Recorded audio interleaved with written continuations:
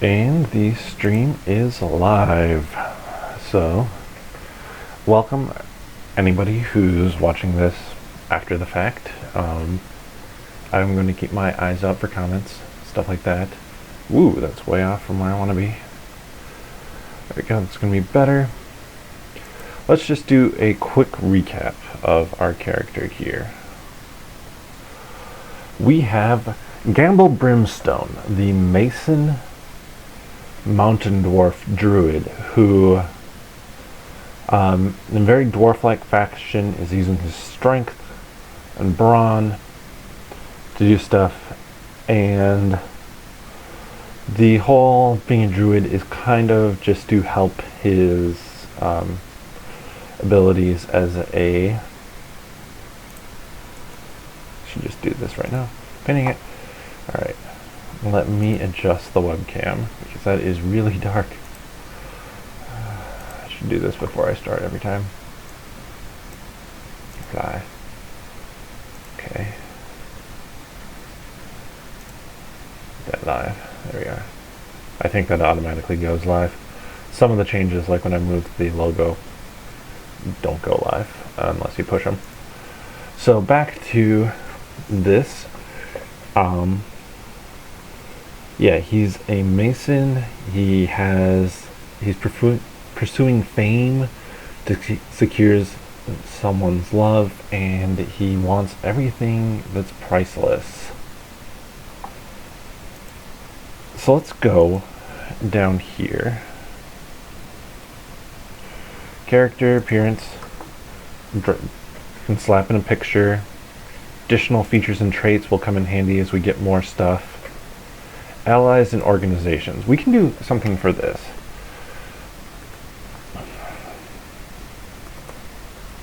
Lightstone Mason Guild. And we're just going to write a little bit of description. It's a Dwarven Masonry Guild based out of the town of Slovak in the Minderholm Mountains. What are Slovak and Minderholm Mountains? Literally places I just made up right now. It is the most well-known masonry guild out of Slovak and the best known in a 400-mile area. There we go.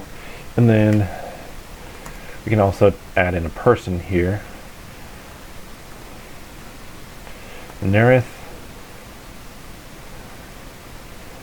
Ginstone, and he is the leader of the Lightstone Mason Guild, an elder dwarf near 300.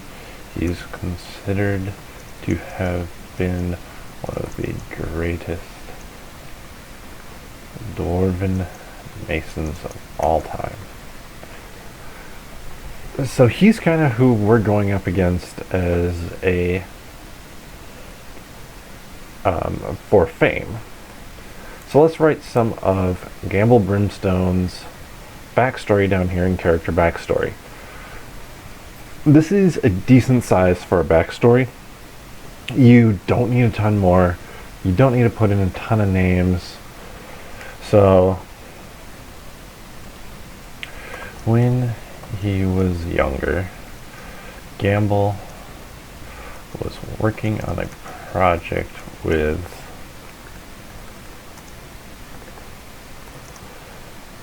remember his name, Nerith, for a lord. There was a princess from a far-off land who was near Gamble's age, maturity. He was smitten by her, and she took great interest in the work of Nerdologists. So now we've set up, so in our backstory, we already have this princess, and I'm going to point out, I say there was a princess from a far-off land. I don't specify race of princess. I don't specify the land. I do this for a very specific reason. This gives the dungeon master a hook. He can decide who the princess is. He can decide where the far-off land is. He can even ask me for that information at the applicable time. He's like, okay, you're in this elven city, and you know that this is the town of your princess. What is her name? So I could have put a name in there, but now he's told me, oh, we're in an elven city. The princess is here. What's her name? I'm just going to be like, okay, she's an elf.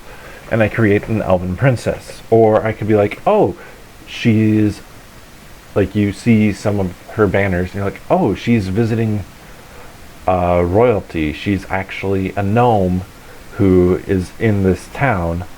So what am I going to do to impress her? That sort of thing.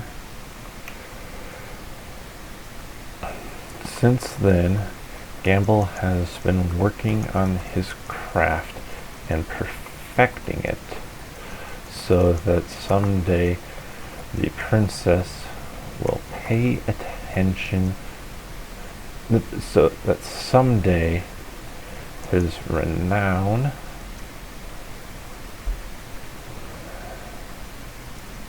will reach the princess, and she will reach out to him to do some work. After toiling another 5 years in the dwarven town of Slovak and the neighboring towns, Gamble felt that his skills had reached as high as they could go, bidding his parents and 2 younger siblings adieu. Farewell. He left Slovak in search of other dwarven cities and other locations where there are great buildings made of stone, so he can learn further. He is looking for the perfect material to create his masterpiece. So, this is a short blurb of backstory. It literally only covers 5 to 10 years of Gamble's life. So we know 5 years ago, 5 years ago is when he met the princess. He's been working for 5 years. That gives a whole lot of time. What has happened with the princess in that time, if the DM wants to use that? Plus, I do something. Bidding his parents and 2 younger siblings farewell. I've now set up family. I've now set up a tie back to Slovak.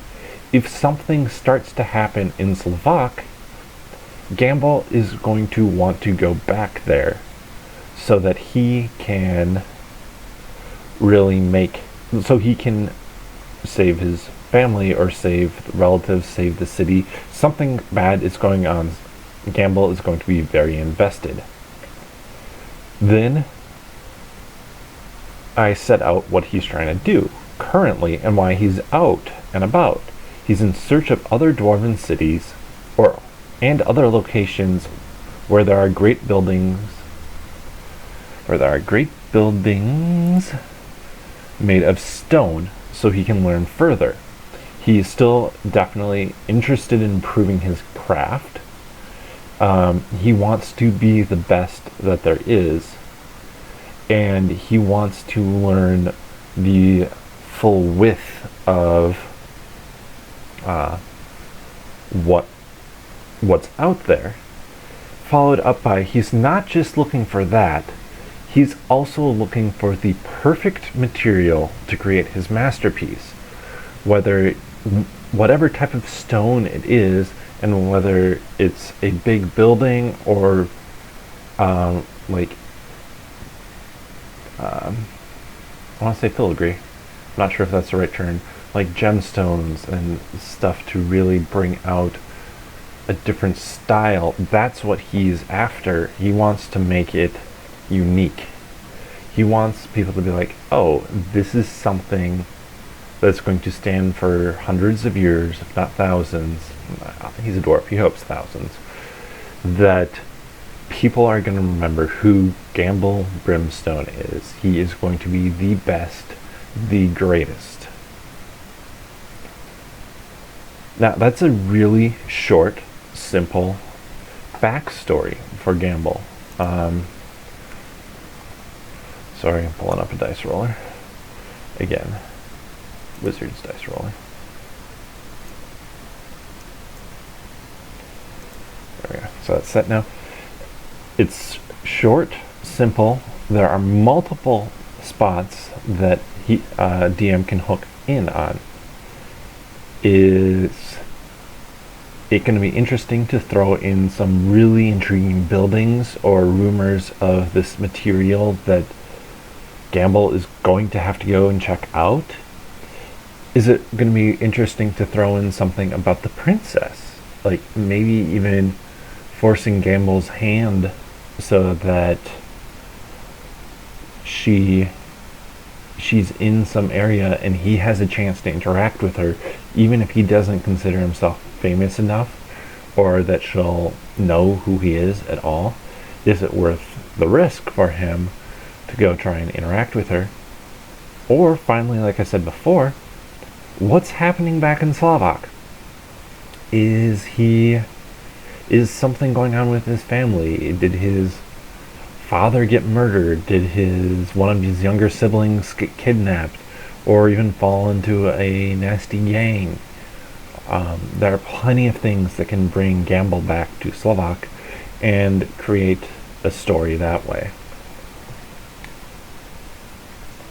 So let's actually flip back to Druid here, and we're going to take our friendly neighborhood Dwarven Druid, up to level 2 now. So at level 2, we get a couple of different abilities. We'll zoom in so it's easier to read again. Sorry. Wild Shape. Wild Shape is the first ability that he gets. And this one allows us to turn into a beast. At second level, we can turn into a beast with max ZR of 1/4. Cannot swim or fly. So, and we can do this twice. So we'll do 2 of them here. Refresh on short for long rest. Turn into a CR 1/4 creature with creature or less. No flying or swimming speed. So at 4th level, which we're going to eventually get to, we're going to be able to add in a swimming speed for a creature.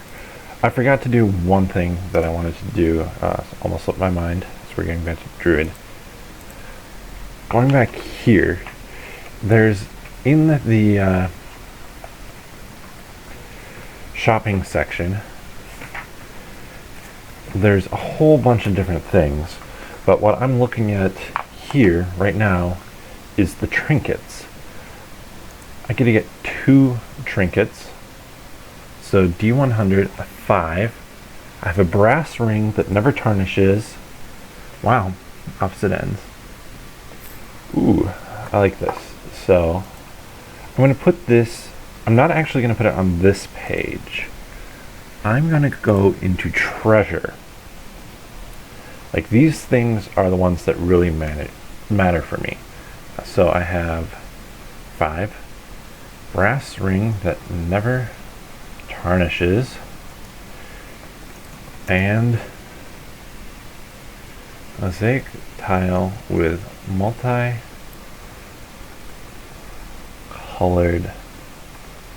glazed surface. Couple of interesting things to have. Nothing that's super valuable or anything like that. A brass ring that never tarnishes. Sorry. It could be tied in. It could be like a ring from his family, something that's very important for him that way. And a mosaic tile with a multicolored glazed surface. That could even tie into that perfect material he's looking for. He might be trying to figure out where that mosaic tile came from and to get more like it. But back here, because we also do add another thing, as I said, we get to choose our circle. And with our circle, we have a couple of different options. We can do the circle of the land or the circle of the moon.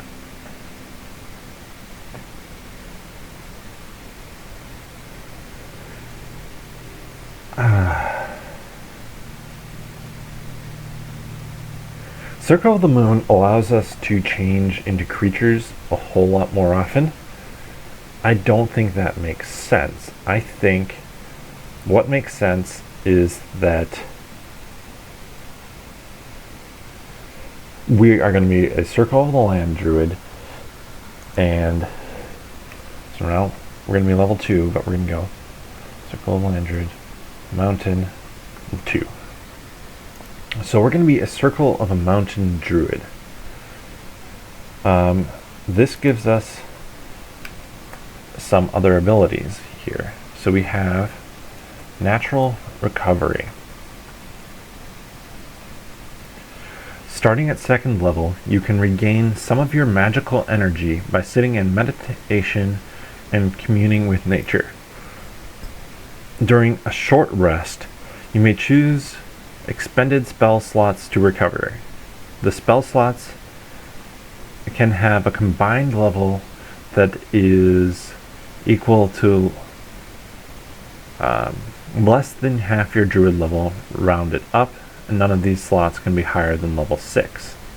You can use it once per short rest, or per long rest. Once per long rest. And then regain spell slot of level 1. I'm a level 2 druid, divided in half. We get 1, so that's the only combination that I can do right now. I'm going to put the note in here right now, no higher than level 6. It's not going to come into play for a while. It's not even going to come into play as high as I level up this druid, but it's something that I would want to take note of when I got this ability, so that I could then remember it. But let's go look at what sort of spells we are currently getting. spells, we add at second level an additional first level spell. Now keep in mind that, and we also get a bonus cantrip. Keep in mind that these spells that I have on this third sheet here,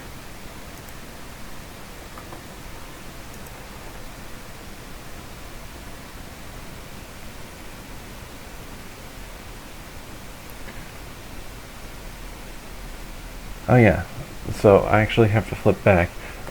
I have to remember how to calculate our spells. So, preparing spells. Wisdom modifier plus our druid level. So we do get to add a spell here. We get to add a single spell. We have a total of 3 spell slots. I'm going to put that in the right spot, and this is how many we've expended. But I get another spell.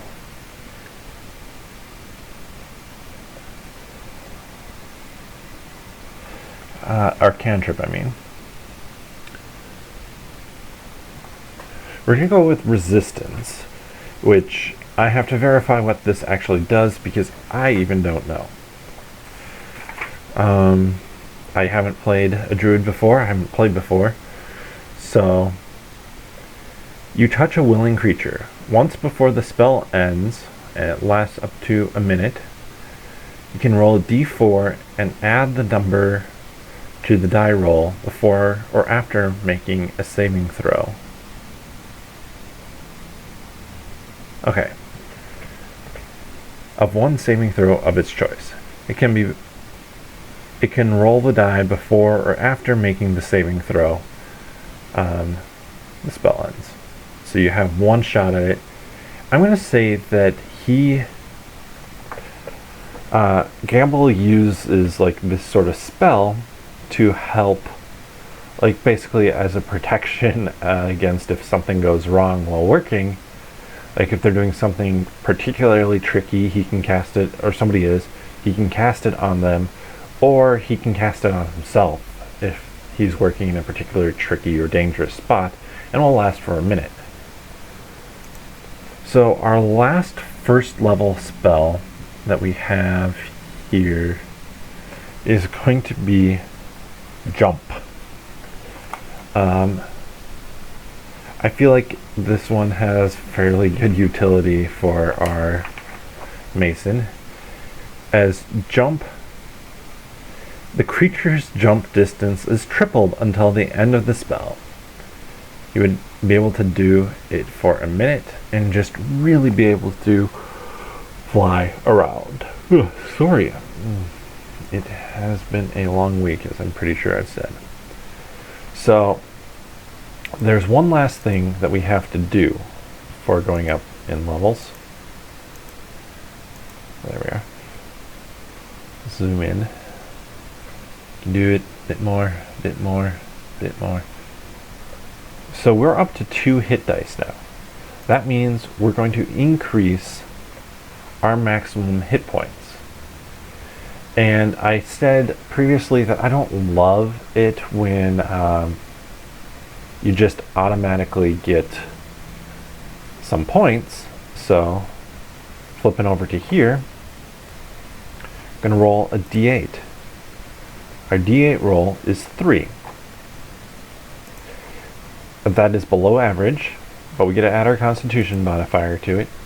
So we're going to be at 17 hit points.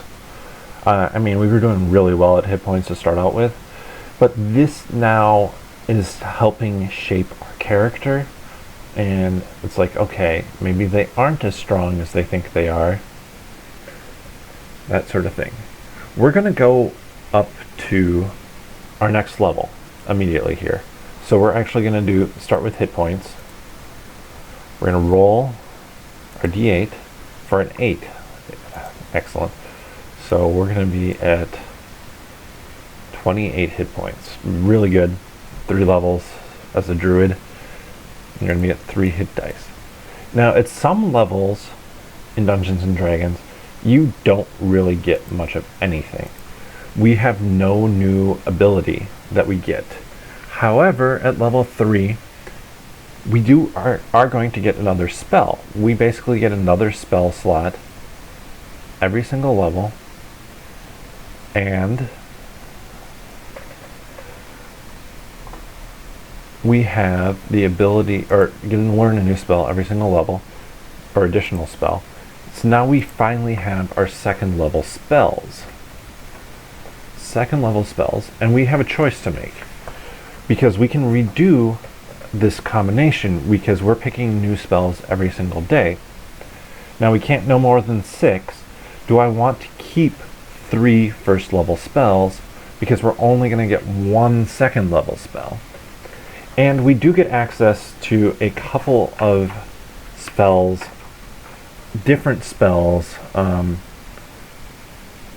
from being brain failing, because of our Druid Circle and Circle of Land, including in specific Mountain. We have 2 different options. We have Spider Climb, which allows us to climb on walls, and Spike Growth, that are 2 different things than would normally be available to a so Spike Growth is a concentration 10-minute spell. The ground in a 20-foot radius centered on a point within range twists and sprouts hard spikes and thorns. When a creature moves into or within the area, it takes 2d4 piercing damage for every 5 feet it travels. The transformation of any ground is camouflaged to look natural.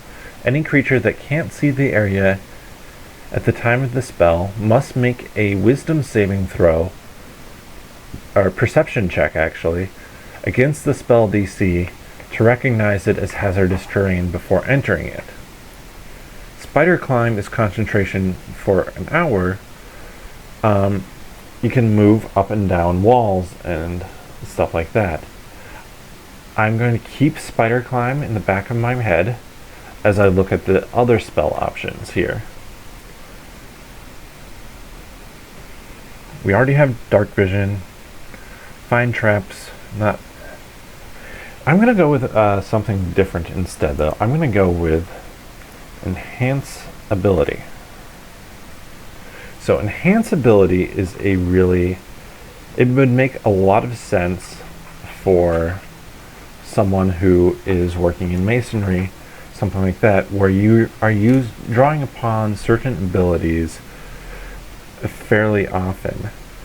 So Enhance Ability is a concentration spell that lasts up for an hour. You touch a creature, and generally when it says you touch a creature, I'm going to say as a DM that, okay, you can do it. You can you can put your hand on your arm and cast it on your spell, or cast it on yourself. Bear's Endurance. The target creature has advantage on constitution checks. It also gains 2d6 temporary hit points. Bull's Strength. Advantage on strength checks and carrying capacity is doubled. So that makes a lot of sense for the masonry stuff. Cat's Grace has advantage on dex checks and doesn't take damage from falling 20 feet or less. Eagle's Splendor, advantage on charisma checks. Fox Cunning, advantage on intelligence checks. And All's Wisdom, advantage on wisdom checks. And at 3rd level or higher, you can cast the spell and target 1 additional creature for each slot level above 2nd. So that makes a lot of sense. That's something that he would see as useful to his work. And I did remember there is another thing on this first page.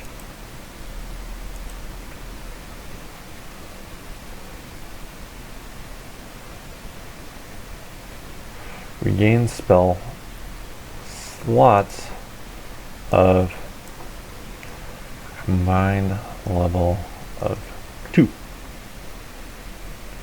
So that's not going to change when we level up again to 4th level. So 4th level, we get a couple of different things. The first being this improves. It's now half CR, so we can do better creatures, and there is no flying speed, but we can swim now.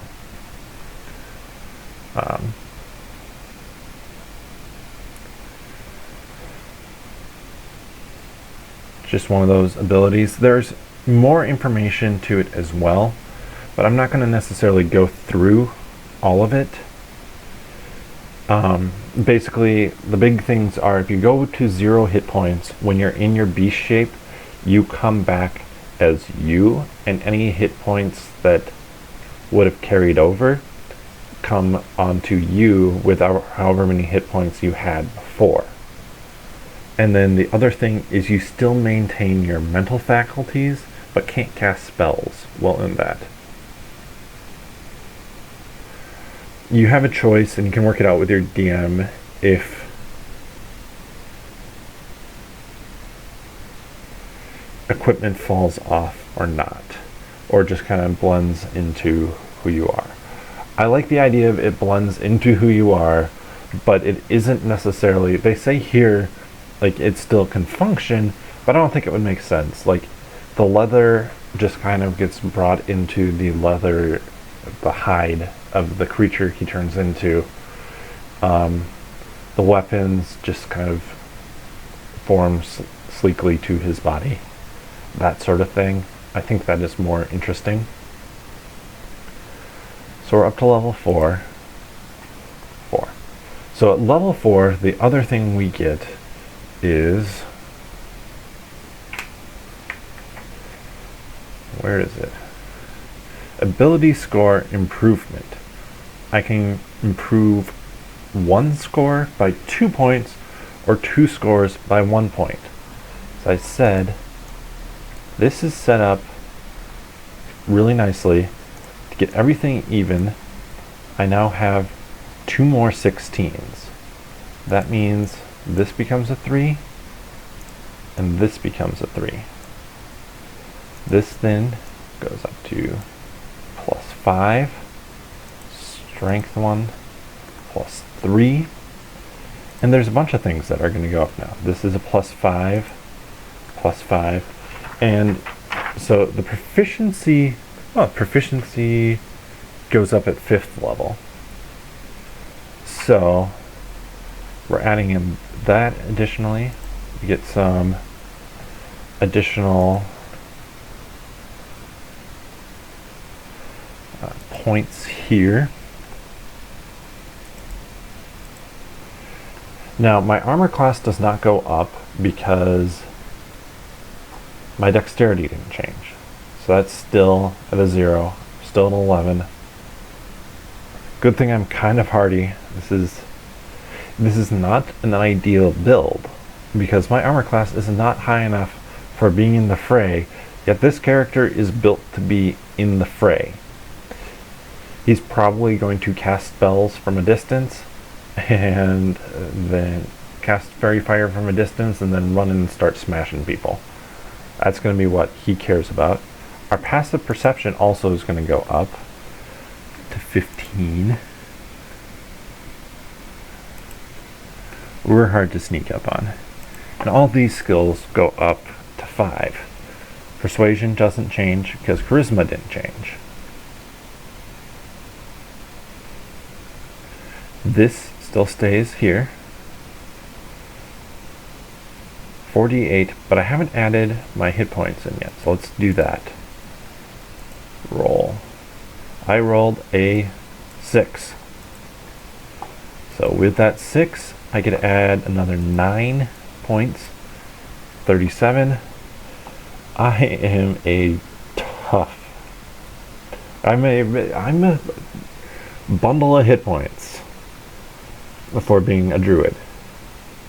So there is a third option I can do beyond improve the base scores. I could instead Be like, alright, I want to have a feat. Feats are special abilities that are good that you can take in place of ability score improvements. Like I could get Great Weapon Master fighting. Let me jot a quick note down about how many spells I currently have. So I have 3 second level spell slots, and I know another cantrip.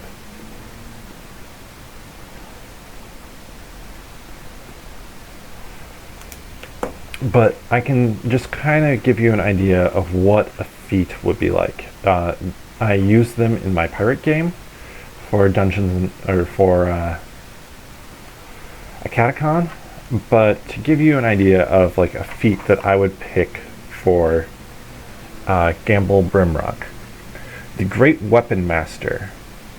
Once per turn, when you score a critical hit with a melee weapon or reduce a creature to 0 hit points with one, you can make one melee weapon attack as a bonus action.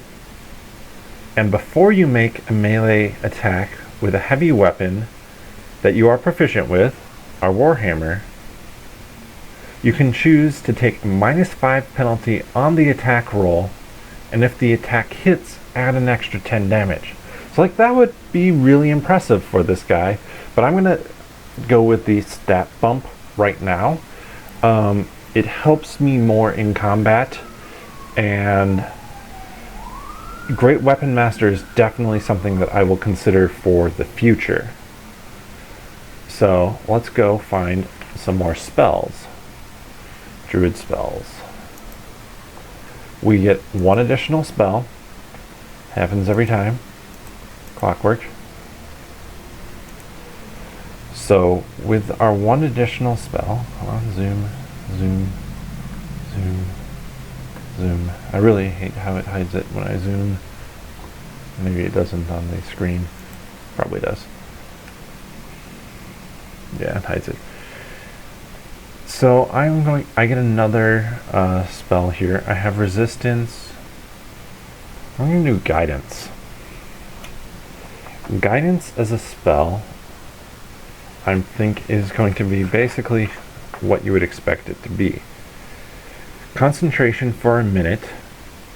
You touch one willing creature. Before the spell ends, the target can roll a d4 and add the number to a roll on one ability check of its choice.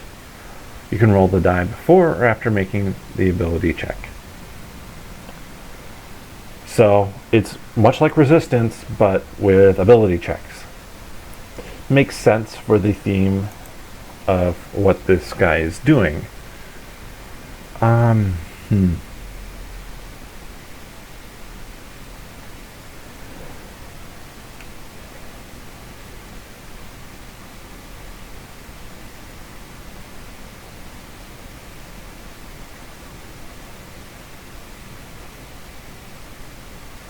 Weird. So, you know how I said I get spike growth, which wasn't on the druid spell list? It's on the druid spell list. So, good job, Wizards of the Coast.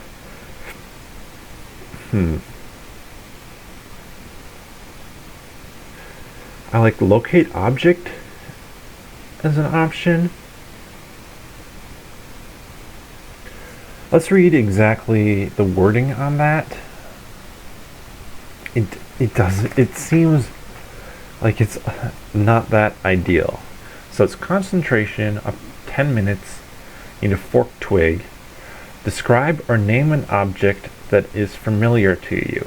You sense the direction of the object's location as long as the object is within 1,000 feet of you.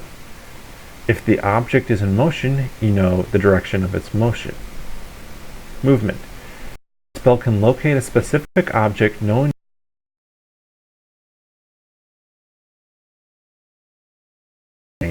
such as a certain apparel, jewelry, furniture, tool, or weapon. The spell cannot locate an object if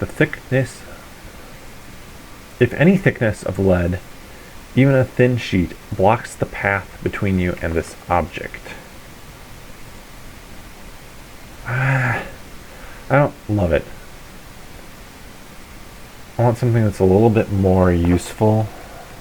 I mean, that can be very useful, but I'm going to go with heat metal. So heat metal is a nice little combat spell where you can heat armor or a sword and force somebody to make a saving throw or drop it. It does damage and it just continues for a long time. So before I forget, both of these things go up a notch because of our wisdom score increasing. So finally, we're going back to Druid one last time here. I lost my bookmark. Good job, me. And at 5th level, we get no new abilities. We get one new spell. But the great thing is we have 4, 3. Wow, that's at the top of the page. Never mind. Now we have 2. And so we get a 3rd level spell. We could dispel magic. Well, there's only one option. It literally has stone in its name. Meld into stone. Like, how could I not go with that for the character's story arc? Like, they learn the ability to meld something into stone. It takes... You can cast it as a ritual. I think it would take 3 hours to cast as a ritual. Or you can cast it in an action. You have to be touching them. It's a verbal and somatic. It lasts 8 hours. You step into a stone object or surface large enough to fully contain your body, melding yourself and all equipment you carry with the stone for the duration. Using your movement, you can step into the stone at a point you can touch. Nothing of your presence remains visible or otherwise detectable by non-magical senses.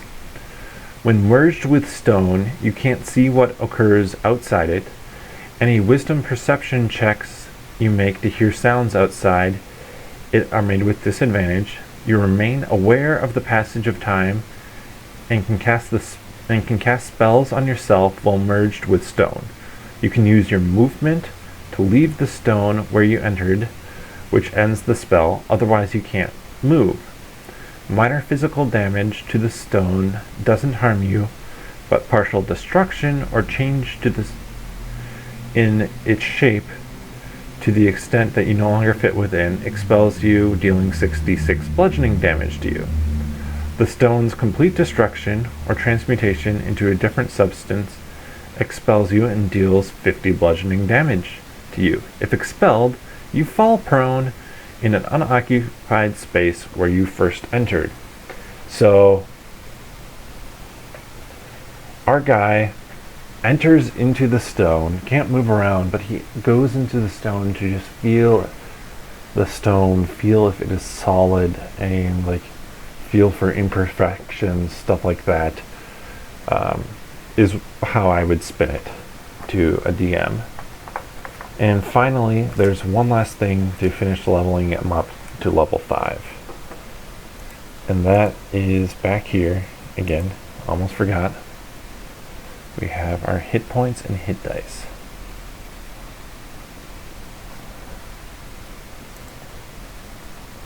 So we're at 5. Let's roll one more time. Hey, another 6. We get another 9 points. And we're at 46. So, like, that is really high. Saving. You can see that I am saving this over the wrong file. I was an idiot and did that last time. So this is really high. Armor class. Oh, and our proficiency bonus goes up. I'm not remembering stuff today at all. So, a Warhammer hit becomes better, as does our axe hit. This saving throw now is a +2. Our wisdom saving throws, that is so good. +6. +6. +6. And so this charisma-based one also goes up because it is a proficiency bonus that has gone up, not our wisdom score. +6. This will go up as well by 1. And finally, going back here, our big numbers up here. Come on. That goes up to a 14. That goes up to a 6. There we have it. We have Gamble Brimstone, the Mason Druid of the dwarven town of Slovak, who has a dream of marrying a princess who he has fallen in love with and who he wants to fall in love with him. I will definitely go through and create more characters. Should change that number every time. We're not level 52. No, we're not level 52, Louise. I don't care what you say. First cat appearance of the day. So I will definitely go through and do more and kind of like demonstrate how to create and how you can create weird characters and different characters that aren't necessarily optimal, but are fun to play and definitely interesting to play. So with that, I will see you next week.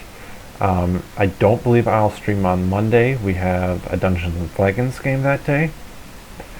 And I don't see why I wouldn't be able to stream Tuesday, but I'll have to check my schedule. But I would expect Tuesday there to be some sort of stream. You just want to stay up here all the time with me, don't you, Biddy? No, leave that alone. And then I will gladly take suggestions of combinations of stuff to build, like the Mountain Dwarf Druid Guild Artisan. This is a weird combination all around, so I will gladly do that. I will demonstrate other ways to get your ability scores, so your strength, dexterity, constitution, intelligence, wisdom, and charisma. I have been using for the con game creations the standard array, what they call it, and I'll demonstrate the die rolling method. There are a couple different die rolling methods that I've seen, so I'll probably do both of those, and I will demonstrate the point buy system. The point buy system I have never tried before at all, but you get a certain number of points, I believe 27 or 30, I forget which it is, and it's not a 1-for-1 thing, obviously. If it was, it's not even 2-for-1, because 2-for-1 would give you 15 for each of these, or just, I don't know how it would work. My brain is not functioning right now math-wise. So with strength, like all these abilities, again, you can buy certain points and certain numbers, but you're not able to buy all the way up to like a 20, and 20 is the highest you can go in those numbers. So with that, and with the cat probably ruining the audio, that will be all for today. I have been your Nerdologist, Petter. Check out nerdologists.com. We are putting up content there. Check out Nerdologists on Twitter and at NerdologistCast. I'm on Twitter at the Scando. That's a great way to get in contact with me.